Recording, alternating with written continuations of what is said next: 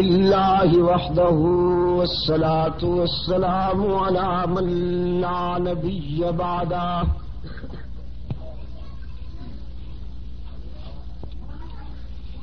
وعلى آلہ واصحابہ الذین اوفوا عہدہ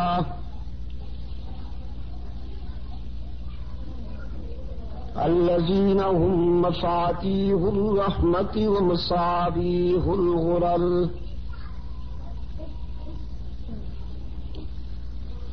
أعوذ بالله من الشيطان الرجيم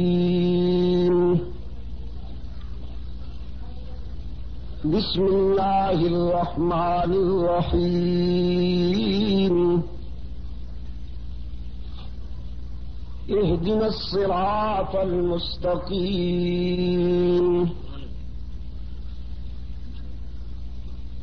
صراط الذين أنعمت عليهم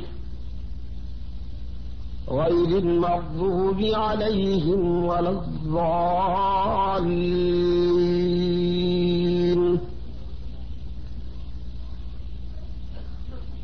صدق الله مولانا العظيم فقيل للنبي صلى الله عليه وسلم ما الصراط المستقيم فقال صلى الله عليه وسلم ما أنا عليه وأصحابي وصدق رسوله النبي الأمي الكريم ونحن على ذلك لمن الشاهدين والشاكرين والحمد لله رب العالمين.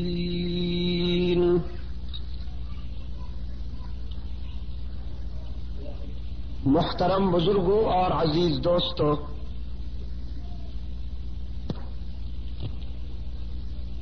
آج 22 نومبر 1985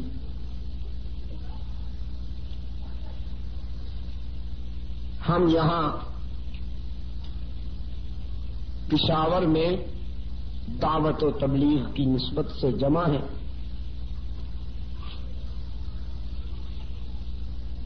چونکہ جمعہ کی نشست ہے،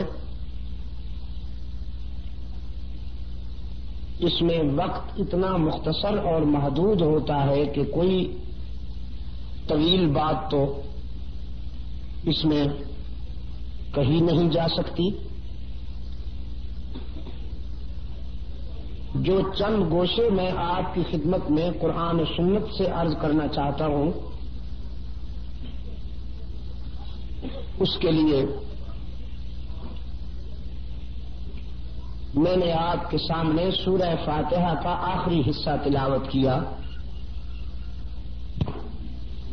اور رحمت عالم صلی اللہ علیہ وسلم کی ایک حدیث کے سامنے میں نے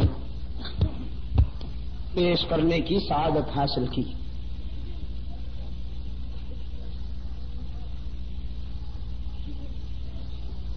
سورہ فاتحہ بہت مختصر سی سورہ ہے جس کی کل 7 آیتیں ہیں، لیکن اللہ کے رسول صلی اللہ علیہ وسلم نے فرمایا کہ یہ سورت پورے قرآن کا خلاصہ ہے. قرآن کریم کے 30 پاروں میں جو بات تفصیل کے ساتھ بیان کی گئی ہے، اس کی روح ان 7 آیتوں میں اللہ نے ارشاد فرما دی. عبادات میں آپ نے دیکھا کہ اس سورت کو اتنی اہمیت دی گئی کہ نماز کی ہر رکعت میں اس کا پڑھنا ضروری قرار دیا گیا.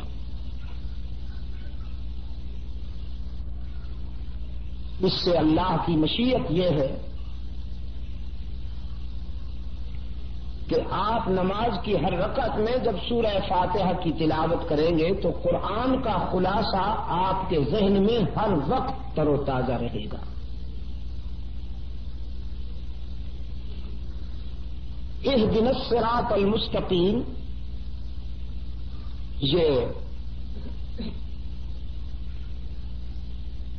بندے کی اپیل ہے، درخواست ہے اور مطالبہ ہے اپنے رب کی بارگاہ میں۔ اس سے اگلا حصہ اس کی تکمیل ہے یا تتمہ ہے، اور اس کا پہلا حصہ اس کی تمہید ہے۔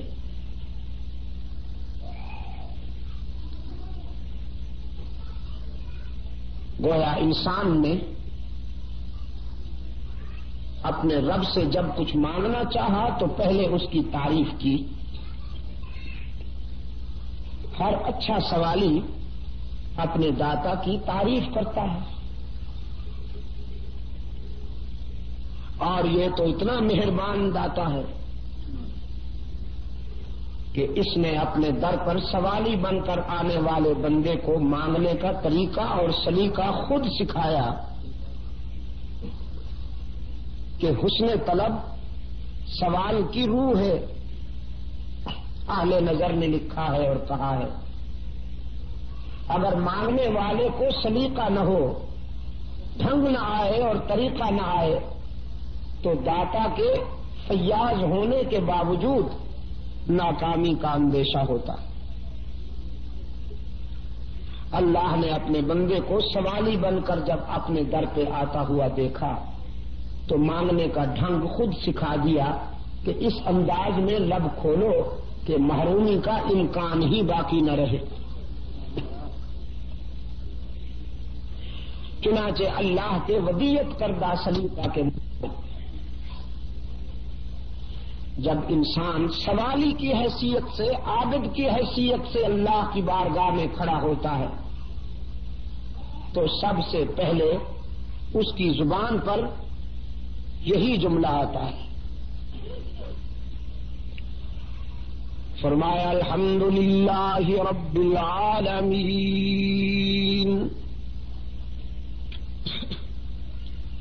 سب تعریفیں اسی ایک کے لیے ہیں جو سارے جہانوں کا پروردگار ہے۔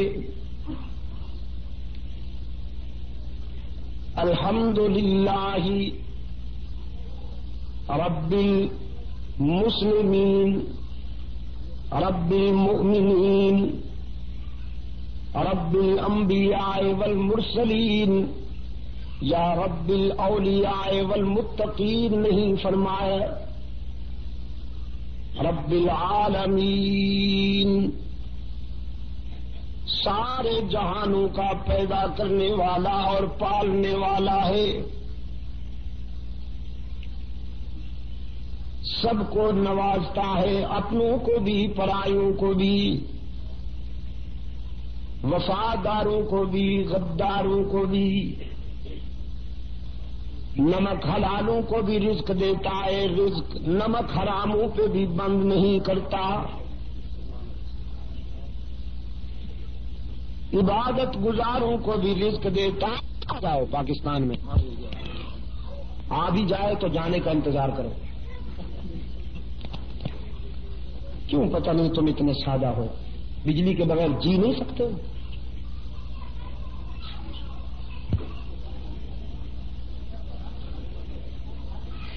عبادت گزاروں کا بھی رب ہے لیکن گناہگاروں پہ بھی رزق بند نہیں کرتا۔ صالحین کا بھی رب ہے لیکن خطا کاروں پہ بھی رزق بند نہیں کرتا۔ اپنے خلیل کا بھی پروردگار ہے لیکن رزق نمرود پہ بھی بند نہیں کرتا۔ اپنے موسیٰ کا بھی رزاق ہے لیکن رزق فرعون پہ بھی بند نہیں کرتا۔ اپنے محبوب کا بھی رب ہے لیکن رزق ابو جہل پہ بھی بند نہیں کرتا۔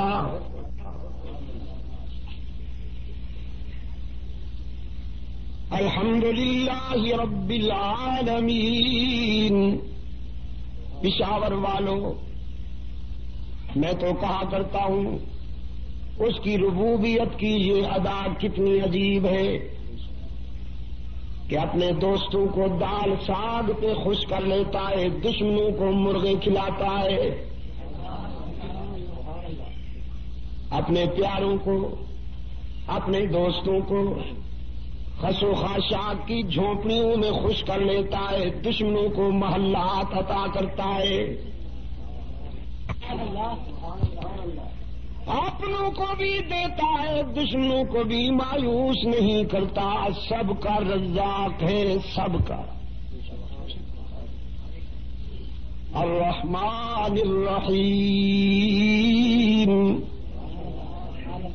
دیتا بھی سب کو ہے اور دیتا بھی ناراض ہو کر نہیں، غصے سے نہیں دیتا، پیار سے دیتا ہے۔ جیسے آپ کے پیچھے کوئی مانگنے والا پڑ جائے تو آپ تنگ آ کے پھینک دیتے ہیں روپیہ، لیکن وہ ایسا داتا ہے، آپ سے کوئی مانگے تو آپ ناراض ہو جاتے ہیں، نہ مانگے تو آپ خوش ہوتے، لیکن اس سے اگر کوئی نہ مانگے تو ناراض ہو جاتا ہے، مانگے تو خوش ہو جاتا ہے۔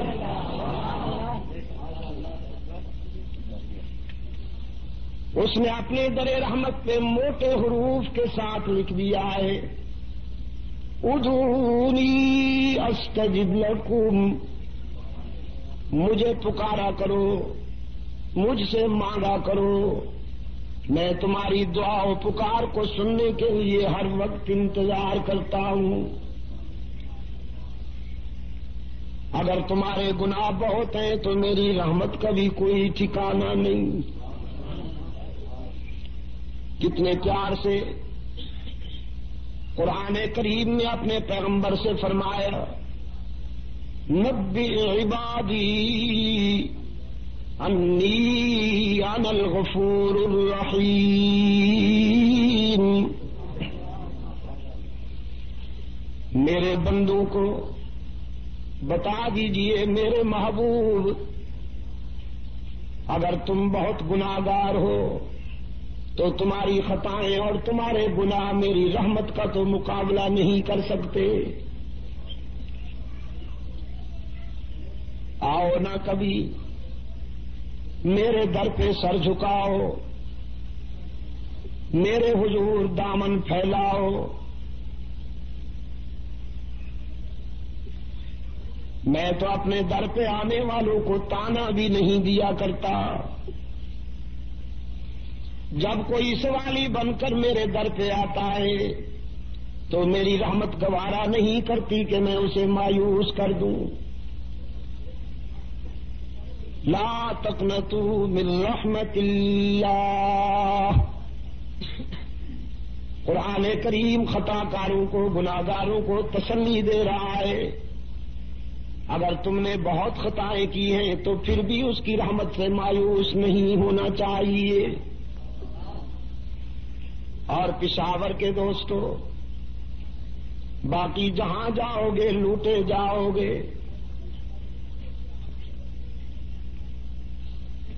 لوگ کہیں گے کچھ لے کے آؤ گے تو کچھ لے کے جاؤ گے، خالی ہاتھ آؤ گے تو خالی ہاتھ جاؤ گے، لیکن یہی در ہے جہاں سے ہر وقت صدا آتی ہے، کچھ نہ لے کے آؤ سب کچھ لے کے جاؤ، خالی ہاتھ آؤ دامن بھر کے جاؤ۔ باز آ ہر آنچ ہستی باز آ، گر کافرو گبرو بت پرستی باز آ، درگہ ماں درگہ نومیدی نیست، صد بار اگر توبہ شکستی باز آ۔ گناہگار اگر 100 مرتبہ بھی توبہ کر کے توڑ دی ہے تو مایوس ہونے کی کوئی بات نہیں، ایک مرتبہ پھر میرے در پہ آ کے دیکھ، جبین نیاز جھکا کے دیکھ، طلب کا دامن پھیلا کے دیکھ، ندامت کے اشک بہا کے دیکھ، میرے لطف و کرم کو آزما کے دیکھ، تیرے آنے میں دیر ہے، میرے راضی ہونے میں دیر نہیں ہوگی۔ پشاور کے روشن ضمیروں، کوئی داتا اتنا مہربان نہیں ہو سکتا جتنا یہ مہربان ہے۔ حدیث قدسی رحمت عالم صلی اللہ علیہ وسلم نے اللہ سے بات روایت کی ہے، میرا رب کہتا ہے، صحابی تو کہتے ہیں نا، قال رسول اللہ صلی اللہ علیہ وسلم عن ابی ہریرہ رضی اللہ تعالی عنہ قال رسول اللہ، اور یہ ہے عن النبی صلی اللہ علیہ وسلم قال اللہ تعالی، اللہ نے فرمایا ہے،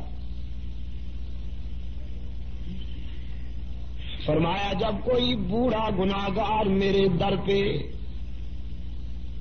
سوالی بن کے آتا ہے، جس نے ساری زندگی بغاوت میں گزاری، جس کے نامہ اعمال میں ایک بھی سجدہ نہیں،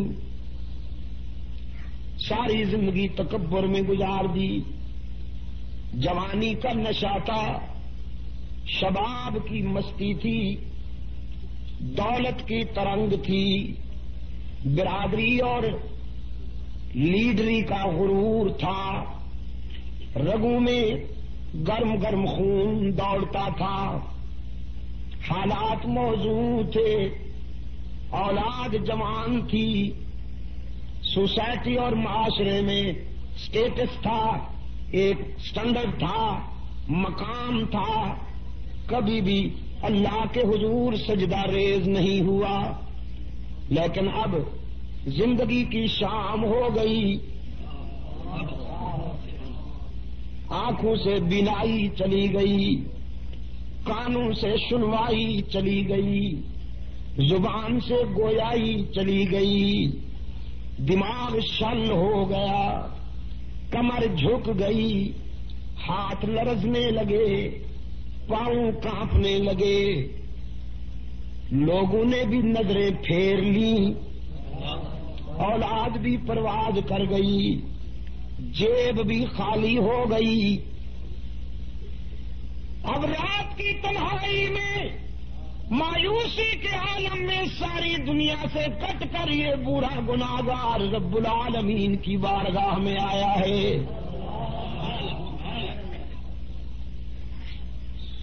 کہتا ہے تنگ دستی کے جو عالم میں گھبراتا ہوں، پردے غیر کے جاتے ہوئے شرماتا ہوں، ہاتھ پھیلانے میں محتاج کو غیرت کیسی، شرم اتنی ہے کہ بندہ تیرا کہلاتا ہوں، الہ العالمین اس قابل تو نہیں ہوں کہ تیرے سامنے ہاتھ پھیلاؤں، دامن میں ایک بھی خوبی نہیں، لیکن الہ العالمین تجھ سے نہ مانگوں تو کس سے مانگوں، اپنے سوا کوئی در بھی تو بتانا جہاں جا کے آنسو بہاؤں۔ فرمایا میرے محبوب جب یہ بوڑھا میرے در پہ آ کر روتا ہے اور ہاتھ پھیلاتا ہے، اچھی طرح جانتا ہوں اسے، بہت اچھی طرح جانتا ہوں، لیکن آج اسے مایوس واپس کر دوں، آج اسے خالی ہاتھ لوٹا دوں، میری رحمت گوارا نہیں کرتی، مجھے اس کے سفید بالوں سے حیا آ جاتی ہے۔ کوئی بگڑا ہوا نافرمان بیٹا سالہ سال کے بعد جب گھر لوٹ آئے، جدائی کا مارا ہوا باپ اپنے نافرمان بیٹے پر اتنا جلدی راضی نہیں ہوتا جتنا رب العالمین اپنے گناہگار بندے پہ جلدی راضی ہو جاتا ہے۔ الرحمن الرحیم، دیتا بھی سب کو ہے اور دیتا بھی ناراض ہو کر نہیں، پیار کے ساتھ ہے، شفقت کے ساتھ عطا کرتا ہے۔ اب تیسرا جملہ انسان کی زبان پہ آیا، مالک یوم الدین، جزا و سزا کے دن کا مالک و مختار بھی تو، سارا اختیار تیرے پاس، مالک یوم الدین، جزا و سزا کے دن کا مالک و مختار کون؟ سارا اختیار تیرے پاس، لا تزر وازرۃ وزر اخری، سب کانپ رہے ہوں گے، سب لرزہ بر اندام ہوں گے، نبی، رسول، ولی، صدیقین، شہداء سب کانپ رہے ہوں گے، ایک ہی صدا گونجے گی، لمن الملک اليوم، آج کس کی ملکیت ہے، آج کس کی حاکمیت ہے، آج کس کی بادشاہی ہے۔ کوئی لب کشائی کی جرات نہیں کر سکے گا اس کے سامنے، بس ایک ہوگا جو زارو قطار آنسو کی برسات میں سجدہ ریز ہوگا۔ رب العالمین دیکھیں گے میرا محبوب رو رہا ہے، فرمائیں گے محبوبم ارفع راسک، اب تیرے آنسو دیکھے نہیں جاتے، اب تیری عاجزی دیکھی نہیں جاتی، اب تیری تواضع دیکھی نہیں جاتی، اب تیری بے قراری دیکھی نہیں جاتی۔ روتا کیوں ہے میرے محبوب؟ تو تو انبیاء کا امام ہے، تو تو رسولوں کا مقتدا ہے، تو تو صدیقین کا مقتدا ہے، تو تو شہداء کا مقتدا ہے، روتا کیوں ہے میرے محبوب؟ رحمت للعالمین فرمائیں گے میرے معبود روتا اس لیے ہوں کہ میرے نام لینے والے جہنم میں جا رہے ہیں، میرے نام لیوا جہنم میں جا رہے ہیں، ان کی زبان پہ میری نسبت ہے، میرا نام ہے، میں کیسے گوارا کر لوں کہ انہیں جہنم میں جانے دوں اور خوش رہوں؟ رب العالمین فرمائیں گے ارفع راسک، میرے محبوب سر اٹھاؤ، سل تو ہوتا پھر مانگو نہ، تجھ سے بہتر مانگنے والا کوئی نہیں، مجھ سے بہتر دینے والا کوئی نہیں، تو مانگتا جا میں دیتا جاؤں گا، تجھ سے بہتر سوالی کوئی نہیں، مجھ سے بہتر دینے والا کوئی نہیں۔ پشاور والوں آنسو بھی منظور، سجدہ بھی منظور، عاجزی بھی منظور، تواضع بھی منظور، لیکن فرمایا سل، آپ مانگیے داتا میں خود رہوں گا۔ یہ نہیں فرمایا کہ سر اٹھاؤ جو جی میں آئے کر دو، جس کو چاہو جہنم میں ڈال دو، جس کو چاہو جنت میں ڈال دو، نہیں، فرمایا تیرا سجدہ بھی منظور، تیرے آنسو بھی منظور، لیکن اختیار میرے اپنے پاس ہوگا۔ تو مانگ، تجھے مانگنا اچھا لگتا ہے میں دوں، مجھے دینا اچھا لگتا ہے، مانگنا تیرا منصب، دینا میرا منصب، اختیار میرے اپنے پاس ہوگا، جسے چاہوں گا بخش دوں گا، اور جسے میں نہ بخشوں پیغمبر بھی معافی مانگے تو معاف نہیں کرتا۔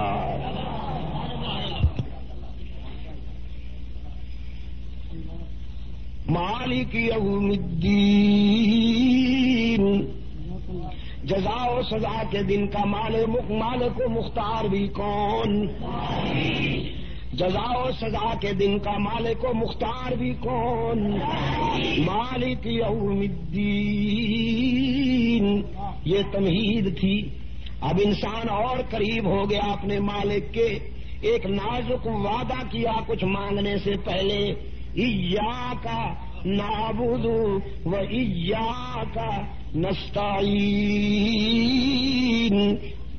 ہم تیری ہی عبادت کرتے ہیں، ہم تیری ہی عبادت کرتے ہیں اور تیری ہی عبادت کرتے ہیں اور کرتے رہیں گے۔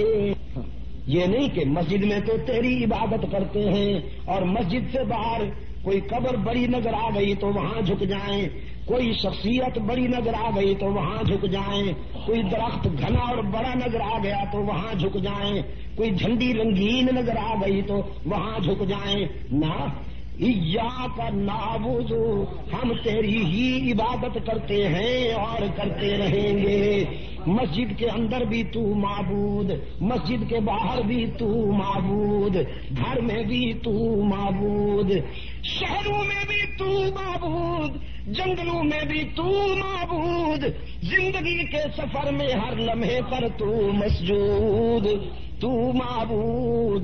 ایاک نعبد، ہم تیری ہی عبادت کرتے ہیں اور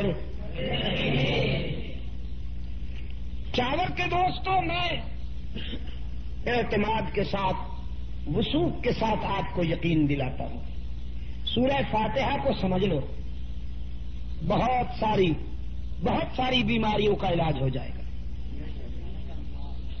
بہت ساری بیماریوں کا علاج ہو جائے گا، لیکن سمجھ لو اسے، ایاک نعبد، ہم تیری ہی عبادت کرتے ہیں اور کرتے رہیں گے، وَإِيَّاكَ نَسْتَعِينُ،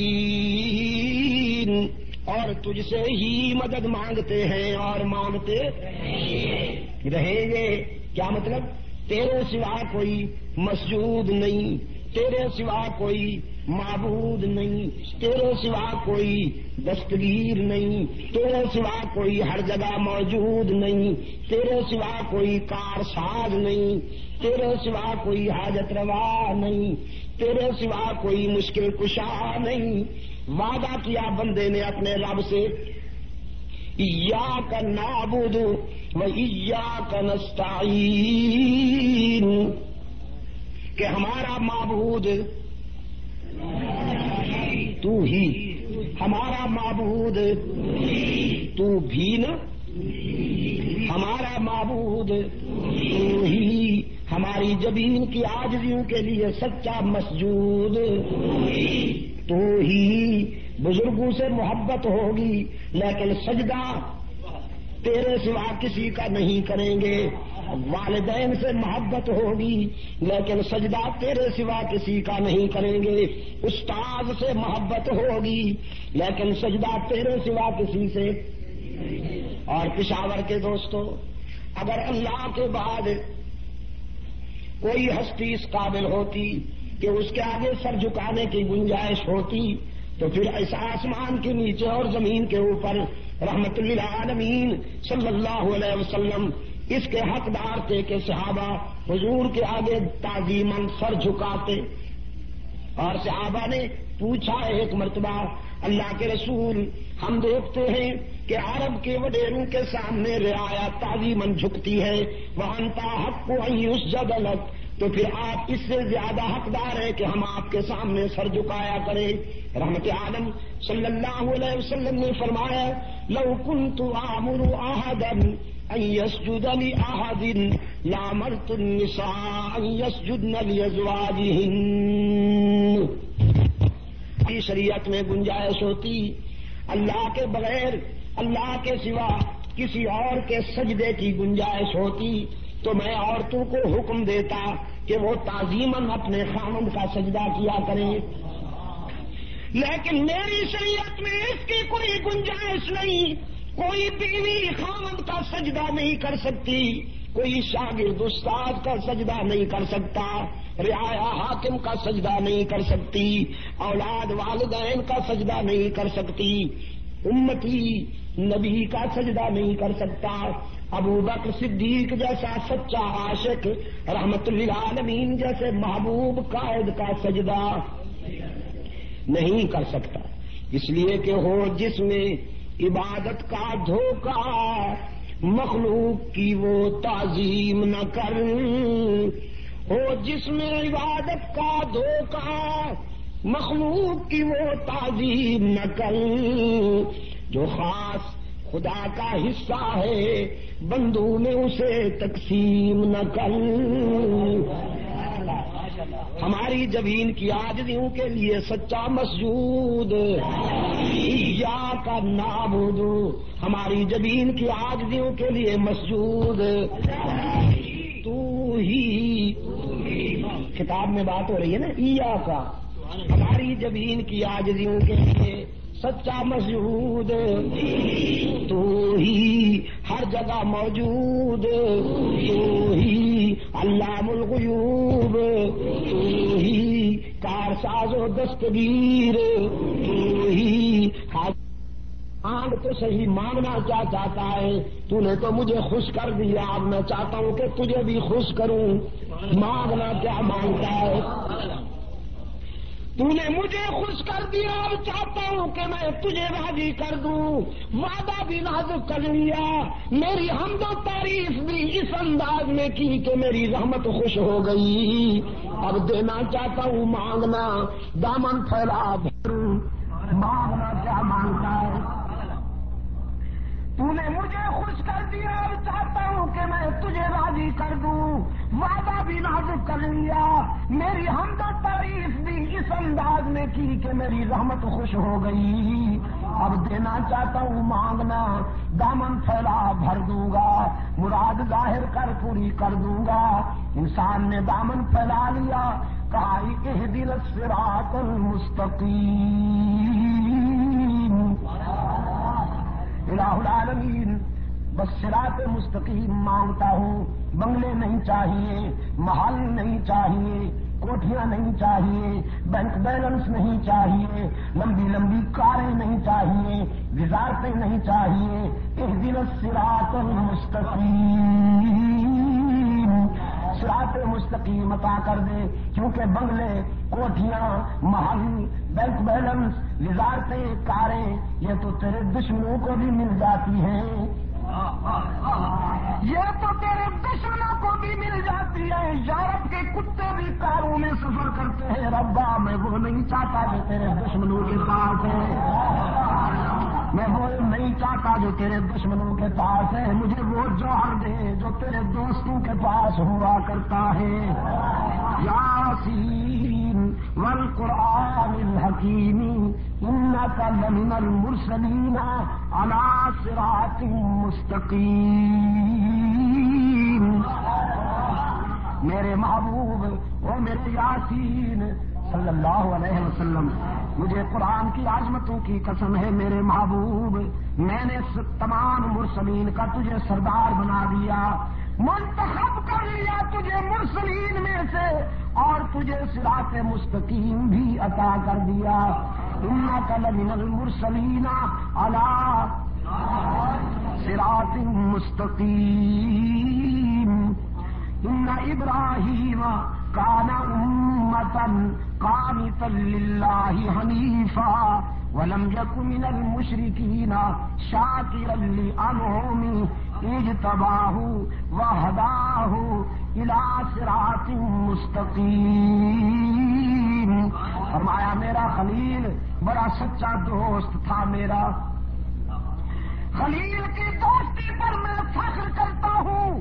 رب العالمین نے فرمایا میرا خلیل شاکر تھا، صابر تھا، قانت تھا، ساجد تھا، راکع تھا، قائم تھا۔ اس نے دوستی میں حد کر دی، میں نے نوازشات میں حد کر دی۔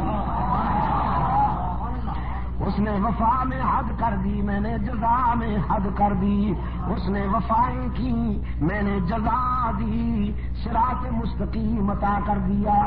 تیسرے مقام پہ فرمایا وَلَقَدْ أَوْحَيْنَا إِلَيْكَ رُوحًا مِّنْ أَمْرِنَا مَا كُنْتَ تَدْرِي مَا الْكِتَابُ وَلَا الْإِيمَانُ وَلَكِنْ جَعَلْنَاهُ نُورًا نَهْدِي بِهِ مَن نَّشَاءُ مِنْ عِبَادِنَا وَإِنَّكَ لَتَهْدِي إِلَىٰ صِرَاطٍ مُّسْتَقِيمٍ۔ میرے محبوب، ہم نے آپ کو بھی صراط مستقیم پہ چلایا، اور آپ کا مشن بھی یہی بنایا کہ آپ میرے بندوں کو صراط مستقیم پہ چلاتے رہیں۔ اس لیے بندے نے مانگا اہدنا الصراط المستقیم، اے اللہ مجھے صراط مستقیم عطا کر، مجھے وہ جوہر دے جو تیرے دوستوں کے پاس ہے، جو تو اپنے پیارے بندوں کو عطا کرتا ہے، میں وہی جوہر مانگتا ہوں۔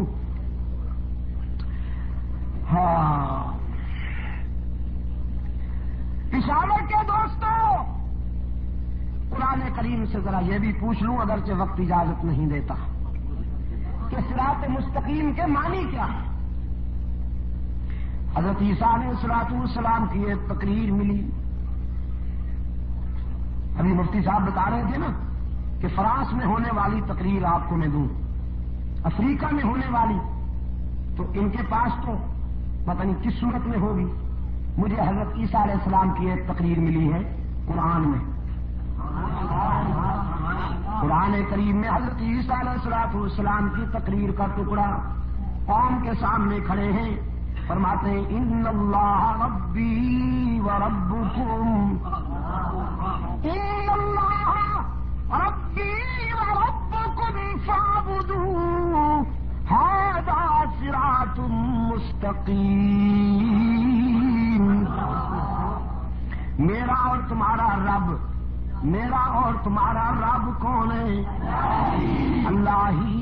بیماریاں دور کرنے والا رب کون ہے؟ اللہ ہی۔ عزت دینے والا رب کون ہے؟ اللہ ہی۔ اولاد دینے والا رب کون ہے؟ اللہ ہی۔ وہ دے تو کوئی روک نہیں سکتا، وہ نہ دے تو ساری دنیا کے حکیم، ساری دنیا کے ڈاکٹر، ساری دنیا کے تعویذ فروش، گدی نشین سب زور لگا لے، جسے وہ نہ دے کوئی لے نہیں سکتا، جسے وہ دے کوئی روک نہیں سکتا۔ اولاد عطا کرنے والا رب کون؟ رزق دینے والا کون؟ اولاد بخشنے والا کون؟ بیماریاں دور کرنے والا رب کون؟ یہی فرمایا حضرت عیسیٰ علیہ السلام نے۔ اور میرے عزیز دوستو، پشاور کے روشن ضمیروں، حضرت آدم سے لے کر رحمت للعالمین تک تمام انبیاء علیہ السلام نے یہی مشن پہ کام کیا ہے، اس کی توحید بیان کی ہے، باقی فضول قصے کہانیاں نہیں سنائی، یہی منوایا، سجدوں کے لائق، نظر و نیاز کے لائق، عبادت کے لائق، ہر جگہ موجود، قیام کے لائق، رکوع کے لائق، ندا و پکار کے لائق، مشکلات دور کرنے والا مشکل کشا، حاجت روا، ان اللہ ربی و ربکم۔ حضرت عیسیٰ علیہ السلام نے بھی یہی دعوت دی کہ میرا اور تمہارا رب کون ہے؟ فاعبدوہ، بس اسی کی ہی عبادت کرو، ھذا صراط مستقیم، یہی صراط مستقیم ہے کہ اللہ کے ساتھ کسی اور کو شریک نہ بناؤ، یہی صراط مستقیم ہے۔ انسان نے اب اپنے رب سے التجا کی، صراط الذین انعمت علیہم الہ العالمین، وہ صراط مستقیم عطا کر، وہ سیدھا راستہ عطا کر کہ جو تو نے اپنے انعام یافتہ بندوں کو دیا۔ الذین انعمت علیہم، ان لوگوں کا راستہ کہ جو تیرے انعام یافتہ بندے تھے، مجھے وہی راستہ عطا کر۔ قرآن کریم سے میں نے پوچھا انعام حاصل کرنے والے کتنے ہیں؟ قرآن کریم نے بتایا الذین انعم اللہ علیہم من النبیین والصدیقین والشہداء والصالحین۔ 4 طبقے بیان کیے ہیں قرآن کریم نے، نبیین، صدیقین، شہداء اور صالحین۔ پہلا طبقہ نبوت کا، دوسرا طبقہ صداقت کا، تیسرا طبقہ شہادت کا، چوتھا طبقہ اطاعت کا، چوتھا طبقہ اطاعت کا، اللہ سے انعام حاصل کرنے والا۔ پہلا طبقہ نبوت کا، نبوت کے بعد صداقت، صداقت کے بعد شہادت، شہادت کے بعد، یہ ذہن میں رکھنا، بہت ایمان تازہ ہوگا۔ رب العالمین نے سب سے پہلا انعام دیا نبیوں کو، اور نبیوں میں سب سے زیادہ نوازا اپنے محبوب امام الانبیاء کو۔ میں کہا کرتا ہوں کسی کو یوں دیا، کسی کو یوں دیا، کسی کو یوں دیا، لیکن اپنے محبوب کو تو یوں دیا. حضرت سلیمان علیہ السلام کو انعام دیا کہ تخت ہواؤں پہ اڑتا نظر آتا ہے، تخت ہواؤں پہ اڑتا نظر آتا ہے، لیکن آسمانوں کے نیچے نیچے. یہ انعام بھی بہت بڑا ہے سلیمان علیہ السلام کے لیے کہ تخت سلیمانی ہوا کے دوش پہ نظر آتا ہے، لیکن ہوا کے نیچے نیچے اپنے محبوب کو انعام دیا کہ اس کا محبوب جوتوں سمیت آسمان کیا ہوتے ہیں عرش بری کے اوپر نظر آتا ہے. اپنے محبوب کو انعام عطا فرمایا. انگلی اٹھائی تو چاند ٹکڑے ہو گیا، انگلی اٹھائی تو چاند ٹکڑے ہو گیا، لب ہلائے تو وہی کے پھول جھڑنے لگے، ہاں کہا تو حلال ہو گیا، نہیں کہا تو حرام ہو گیا، مسکرا دیے تو جنت کو جوانی مل گئی، غصے میں آئے تو جہنم کو جولانی مل گئی، قدم بڑھائے تو عرش بری پہ پہنچے، جہاں نوریوں کے سردار کے پر جلتے ہیں وہاں انسانوں کے سردار کے قدم بڑھتے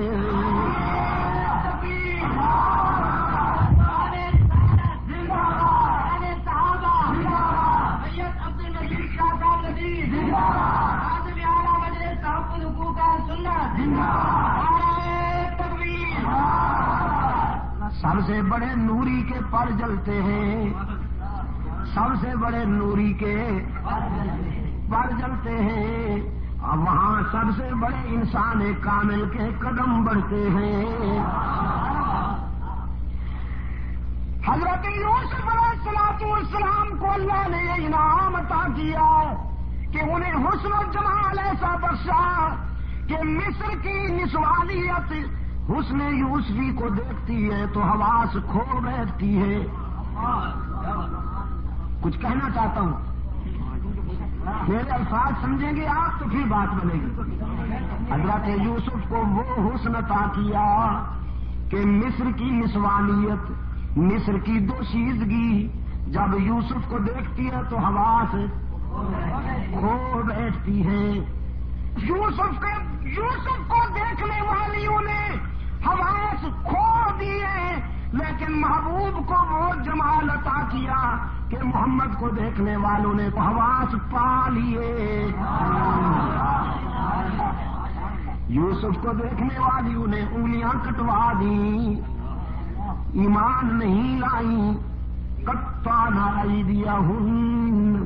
یوسف کو دیکھنے والیوں نے ہاتھ کاٹ ڈالے، ایمان نہیں لائی، قسمیں کھا کھا کے کہنے لگی حاشا للہ ما ھذا بشرا، اللہ کی قسم یہ بشر نہیں ہو سکتا، ان ھذا الا ملک کریم،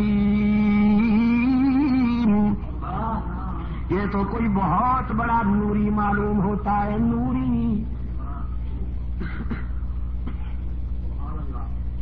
یوسف کو دیکھنے والیوں نے ہاتھ کاٹ ڈالے، ایمان نہیں لائیں، لیکن رحمت للعالمین کے جمال جہاں آرا کو دیکھنے والے پہلے ایمان لائے پھر گلے کٹوا دیے.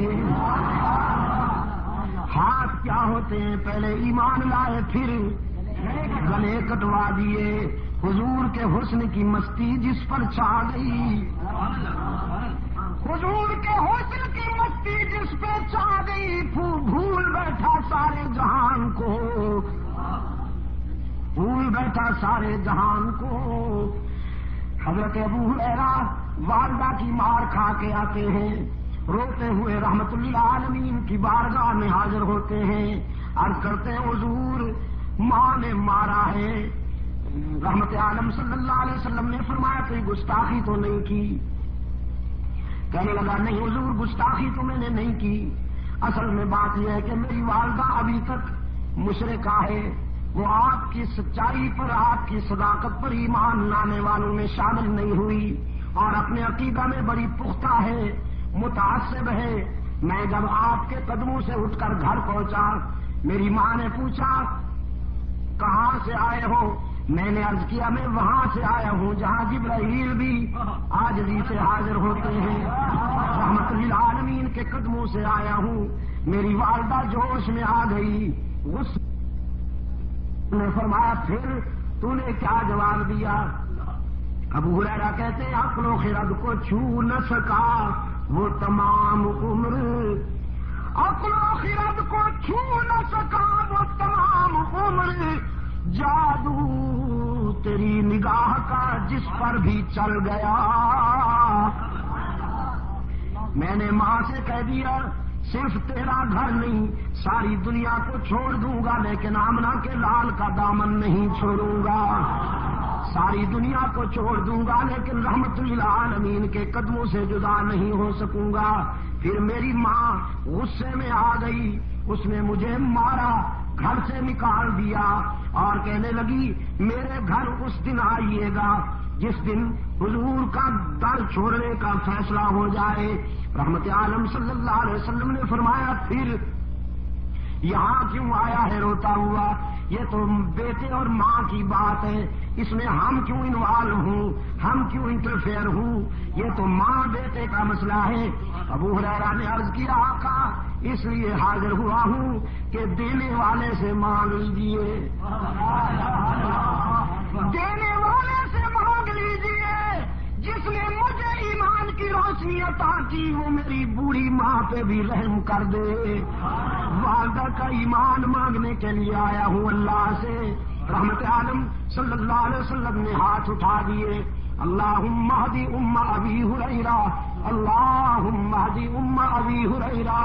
الہ العالمین میں التجا کرتا ہوں ابو ہریرہ کی ماں کو ایمان عطا کر۔ ادھر حضور کے ہاتھ اٹھے، ادھر ابو ہریرہ دوڑ گیا، دوڑتا چلا جا رہا ہے۔ لوگوں نے دیکھا ابو ہریرہ جیسا درویش کبھی اونچی آواز سے بولا نہیں، کبھی تیز قدموں سے چلا نہیں، آج دوڑتا جا رہا ہے، پتہ نہیں کیا ہو گیا۔ کسی نے دامن پکڑ کے پوچھا ابو ہریرہ کیا بات ہے؟ دامن جھٹک دیا، دوڑتے دوڑتے کہا مجھے مت روکو، جانے دو مجھے، گھر جا کے دیکھنا چاہتا ہوں پہلے میں پہنچتا ہوں یا میرے آقا کی دعا پہنچتی ہے۔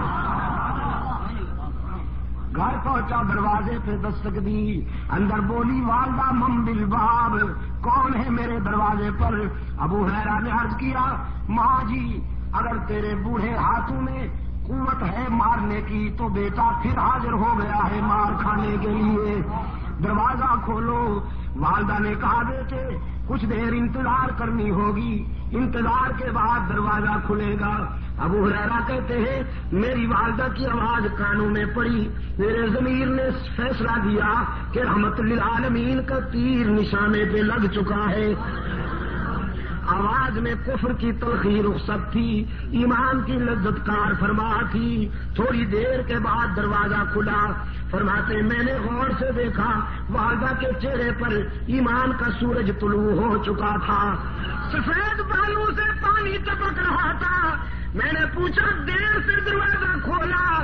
کہنے لگی ہاں تیرے آنے سے کچھ دیر پہلے میرے دل پہ چوٹ لگی، میرے ضمیر نے فیصلہ کیا وہ زندگی بھی کیا زندگی ہے جو رحمت للعالمین کے قدموں سے دور گزر رہی ہے، وہ زندگی بھی کیا زندگی ہے جو رحمت للعالمین کے غلامی سے دور گزر رہی ہے۔ تو بیٹا نہائی ہوں، اپنے جسم کو غلاظتوں سے صاف کر بیٹھی ہوں، پانی سے نہا لیا ہے میں نے، اب جلدی سے رحمت عالم کے قدموں میں پہنچا دے تاکہ میرے روح کی کثافت سے تیرا قائد اسلام کے ایمان کے آب حیات سے دھو ڈالے۔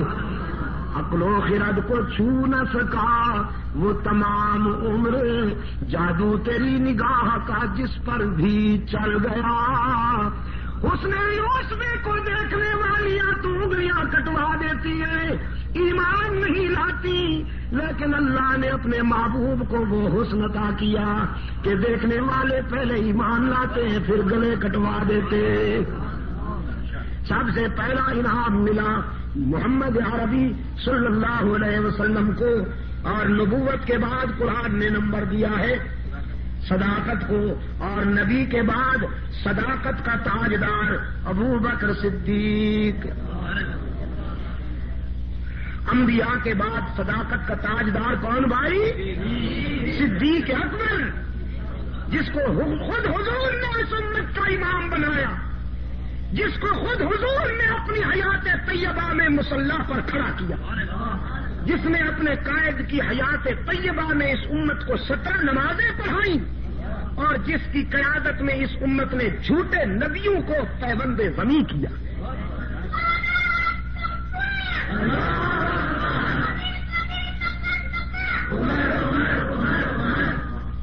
ماشاء اللہ، ہاں یہی تو بڑے ہو کر باطل کے سینے داغ دیں گے، یہی کہہ کر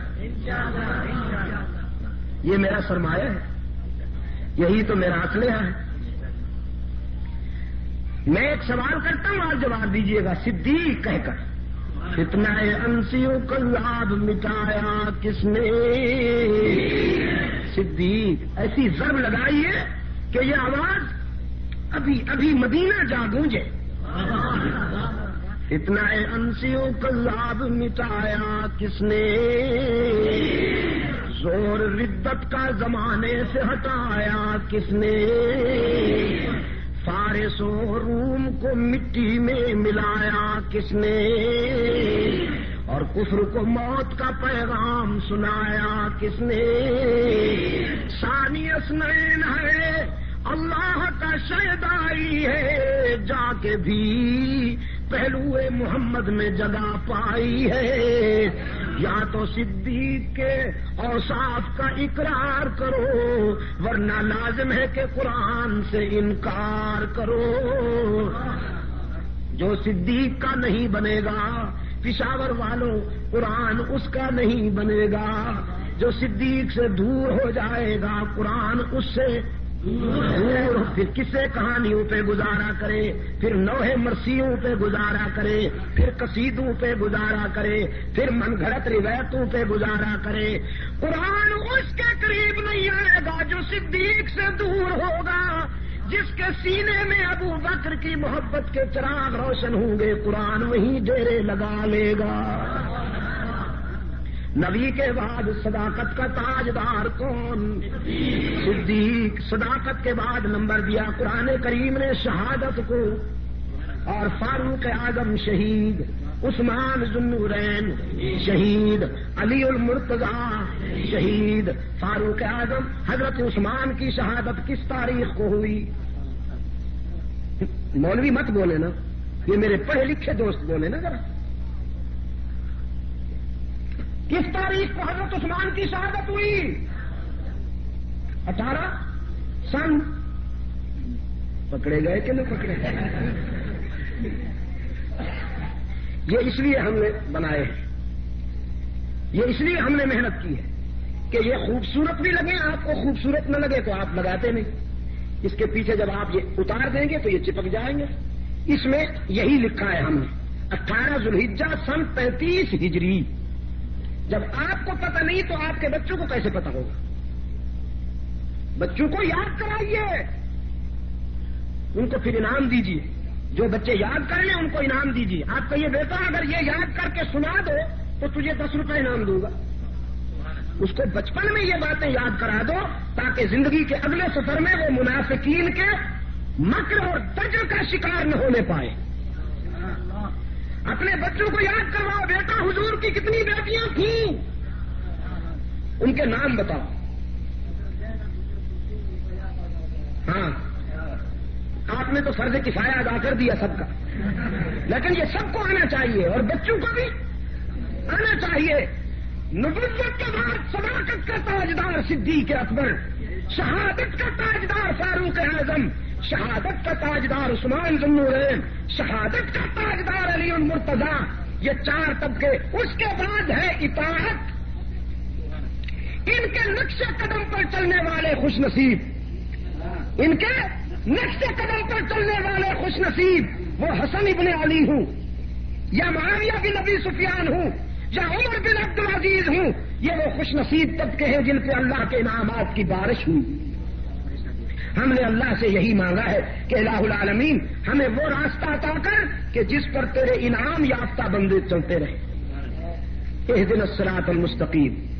اور میری گھڑی نے کاشن دے دیا ہے، اشارہ کر دیا ہے کہ وقت کچھ زیادہ ہو گیا. میں اسی پر اکتفا کرتا ہوں. رات کو انشاءاللہ ناصر چوک پہ مفصل بات ہوگی. ایک بات عرض کرتا چلا جاؤں اپنی گزارشات کے اختتام پر.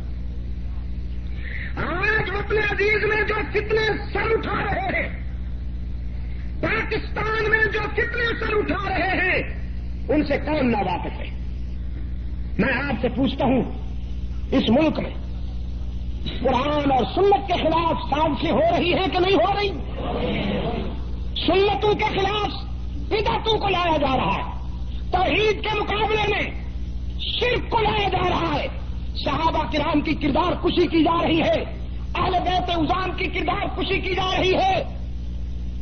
کہیں مرزا غلام قادیانی کا فتنہ ہے، کہیں غلام احمد پرویز کا فتنہ ہے، کہیں انکار صحابہ کا فتنہ ہے، کہیں خمینی کا فتنہ ہے، کہیں سبائیت کا فتنہ ہے، کہیں کریم آغا خان بین الاقوامی عیاش، انٹرنیشنل زانی، بدماشوں کا بدماش، وہ اس ملک میں آ کر مسلمانوں نے پاکستان کے ایمان پہ ڈاکہ ڈالتا ہے. ڈالروں کی قوت پر، پاؤنڈ کی قوت پر، کرنسی کی قوت پر علاقوں کے علاقے دیر، منزا اور چترال میں اس نے بلڈوزر پھیرنا شروع کیا ہے. لیکن میں یہ واضح کر دینا چاہتا ہوں، مکتب دیوبند کے سپاہی جب تک زندہ ہیں انشاءاللہ ہم ان باطل پرستوں کے جنازے اٹھائیں. ہم ان کی گاڑی نہیں چلنے دیں گے. ہمیں معلوم ہے کہ ان کو برطانیہ کی سپورٹ ہے، ہم جانتے ہیں انہیں امریکہ کی سپورٹ ہے، تو ہمارا بھی ایمان ہے کہ ان فتنوں کے مقابلے میں جب ہم آواز اٹھائیں گے تو ہمیں محمد کے خدا کی سپورٹ ہوگی.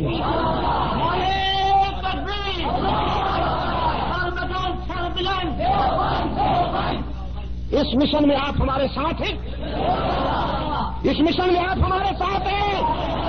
ہاتھ اونچا کریں، جہاں تک کوئی بیٹھے ہیں ہاتھ اونچا کریں. یہ بیعت ہو رہی ہے میری. منکرین ختم نبوت کے تعاقب میں تم ہمارے ساتھ ہو، دشمنان صحابہ اہل بیت کے تعاقب میں تم ہمارے ساتھ ہو. اگر مصیبتیں اٹھانی پڑے تو، اگر کانٹوں پہ چلنا پڑے تو. اور جو کہہ رہے ہیں کہ حرمین شریفین پہ اسلام دشمنوں کا قبضہ ہے، کانفرنسیں کر رہے ہیں کبھی لندن میں کبھی لاہور میں کہ مکہ اور مدینہ کو اوپن سٹی، کھلا شہر قرار دیا جائے تاکہ وہاں یہودی اور نصرانی بھی قدم رکھے. ان کا مقابلہ کرنے کے لیے بھی تیار ہو کہ نہیں؟ باقی باتیں جزاکم اللہ، باقی باتیں انشاءاللہ زندگی رہی تو ناصر چوک ناصر خان میں. وآخر دعوانا ان الحمدللہ رب العالمین. مورخہ 22 نومبر 1985 بمقام پشاور مولانا سید عبد المجید ندیم شاہ صاحب تفسیر سورہ فاتحہ بیان فرما رہے تھے. تیار کردہ پاک ریکارڈنگ سینٹر، دکان نمبر A84، پہلی منزل، کریم سینٹر، زیب النساء اسٹریٹ، صدر کراچی. یاد رکھیے نامور قرہ حضرات کی تلاوت، مشہور و معروف حمد و نعتیں، ممتاز علماء کرام اور اکابرین کی تقاریر کے گراں قدر کیسٹوں کا مرکز پاک ریکارڈنگ سینٹر، دکان نمبر A84، پہلی منزل، کریم سینٹر، زیب النساء اسٹریٹ، صدر کراچی. انہوں نے ایک بہت اہم مقام حاصل کر لیا تھا. پہلے پاکستان سے پہلے مفتی صاحب جمیعت العلماء ہند کے سرگرم رکن تھے اور دارالعلوم دیوبند کے سیاسی اور مذہبی نظریات میں پورا یقین رکھتے تھے. اس زمانے میں وہ ہندوستان اور ہندوستانی مسلمانوں کے بٹوارے کے خلاف تھے، لیکن جب پاکستان وجود میں آ گیا تو مفتی محمود صاحب نے پوری طرح سے اپنے کو پاکستانی عوام کی سیاسی اور معاشی آزادی کی جدوجہد سے وابستہ کیا. انہوں نے جمیعت العلماء ہند کی طرز پر پاکستان میں جمیعت العلماء اسلام کی بنیاد رکھی، جو ایک مذہبی جماعت بھی تھی اور سیاسی تھی. اسلام سے مکمل کمٹمنٹ کے ساتھ ساتھ مفتی محمود صاحب سیاست میں خاص ترقی پسند نظریات رکھتے تھے اور ایک اسلامی نظام کے قیام اور سیکولرزم میں کوئی خاص تضاد نہیں سمجھتے تھے. مفتی محمود صاحب کو پاکستانی سیاست میں قومی سطح پر اس وقت صحیح معنوں میں اہمیت ملی جب 1970 کے عام انتخابات میں صوبہ سرحد کے عوام نے ان پر زبردست اعتماد کا ثبوت دیا اور ڈیرہ اسماعیل خان سے قومی اسمبلی کے رکن منتخب ہوئے. اس انتخابی حلقے سے انہوں نے مسٹر بھٹو کو شکست دی تھی اور صرف اسی ایک حلقے میں مسٹر بھٹو کسی سے ہارے تھے. اس کے بعد بنگلہ دیش کے وجود میں آنے سے پہلے کے تمام دور میں وہ سیاست میں بہت آگے رہے اور وہ کہ وہ عوامی لیگ کے 6 نکات سے پوری طرح متفق نہیں تھے، وہ صوبائی خود مختاری میں مکمل یقین رکھتے تھے، جیسا کہ خود انہوں نے BBC کی اردو سروس سے ایک انٹرویو میں کہا تھا. صوبائی خود مختاری کے سلسلے میں حال یہ ہے کہ پاکستان مختلف صوبوں پر مشتمل ہے اور ہر ایک صوبے کے لوگ مختلف زبانیں بولتے ہیں. ان کی کچھ ثقافت میں بھی فرق ہے. اس لیے ہم یہ سمجھتے ہیں کہ صوبوں کو زیادہ سے زیادہ اختیار دیے جائیں، لیکن ہم اس کے ساتھ واضح کر دیتے ہیں کہ ہم پاکستان کو ایک مملکت کی حیثیت سے دیکھنا چاہتے ہیں. پاکستان لازماً ایک ملک رہے گا، مستحکم ملک رہے گا اور ایسی صوبائی خود مختاری جس سے پاکستان کی سالمیت اور پاکستان کی وحدت کو نقصان پہنچے، ہم ایسی صوبائی خود مختاری کو قائل نہیں. صوبائی خود مختاری کے معنی یہ ہیں کہ جو مسائل صوبوں سے متعلق ہیں وہ سب صوبوں کے حوالے کر دیے جائیں اور یہ اتنا واضح